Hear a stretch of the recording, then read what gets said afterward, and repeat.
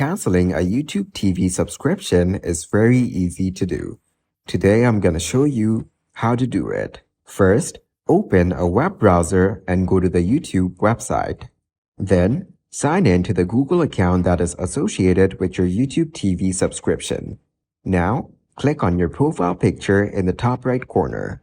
After that, select Settings from the drop-down menu. Then, in the left sidebar, click on Membership. Now, look for the option to pause or cancel membership and click on it. Then follow the on-screen instructions to cancel your YouTube TV subscription.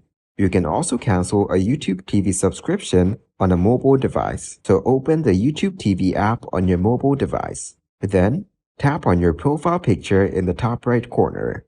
Then select Settings. After that, choose Membership. Now, tap on Pause or Cancel Membership. After that, follow the on-screen instructions to cancel your subscription.